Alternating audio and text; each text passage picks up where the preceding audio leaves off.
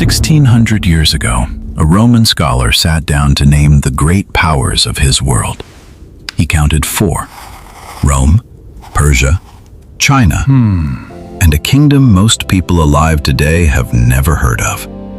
Its ships crossed the Red Sea loaded with ivory and gold. Its kings minted their own coin in an age when only the mightiest empires dared to.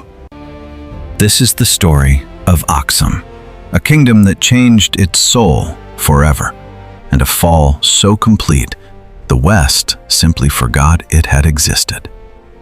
Aksum rose in the 1st century AD in the highlands of what is now northern Ethiopia and Eritrea, a natural fortress positioned like a gatekeeper between inner Africa and the sea.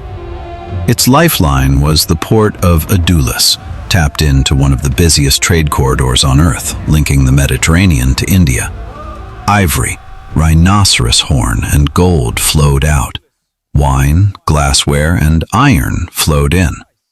Greek merchants wrote of Aksum as a kingdom already worth courting. By the 3rd century, its kings struck their own gold coinage, a declaration that Aksum was no tributary backwater, but an empire in its own right, ruling vassal territory across the Red Sea into Arabia. Around 320 AD, a young man took the Aksumite throne.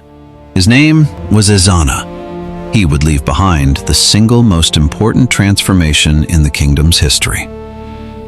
Early in his reign, Ezana marched his armies deep into the Nile Valley, crushing the declining kingdom of Kush at Meroe. His inscriptions boast of burned cities and captured cattle, a warrior consolidating an empire by force. But that isn't what history remembers him for. Ezana's early coins honored Aksum's old gods, Marem, Astar, the war gods of centuries past. Then the coins changed. Sometime in the 330s, the old symbols vanished. In their place, a cross. Ezana had converted to Christianity, making Aksum one of the very first states on Earth, alongside Armenia, to adopt the faith officially. He stamped it onto the currency of an empire for every merchant from India to Rome to sea. Tradition credits a shipwrecked traveler named Frumentius, who rose to become the kingdom's first bishop. Through him, Ezana tied Aksum permanently to the Christian world taking shape around the Mediterranean.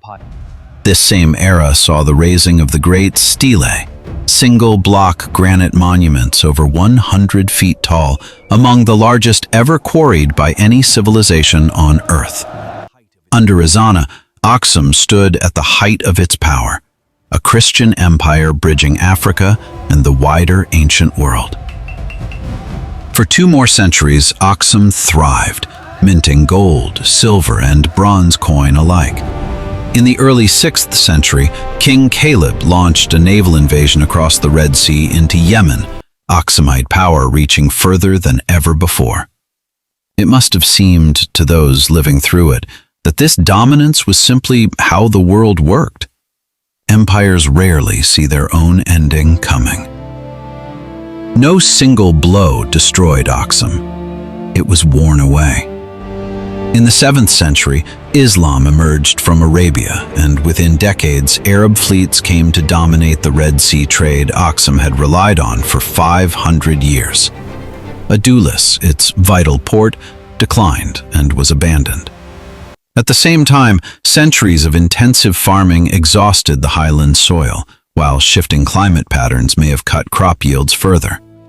The kingdom's economic engine, and its ability to feed itself, began to fail. As trade wealth dried up, centralized power crumbled, and regional lords grew stronger than the fading capital. By the 8th and 9th centuries, Aksum's kings no longer minted the coin that once marked them as peers of Rome. Power drifted south into the Ethiopian highlands, into new dynasties born from Aksum's legacy. The kingdom didn't vanish in one catastrophe. It simply lost the trade, the farmland, and the unity that had made it an empire. Today, its stelae still stand where Ezana's engineers raised them. Ethiopian Christians still practice the faith he adopted. Aksum was never lost to history. It was simply waiting, carved in stone, for the world to look again.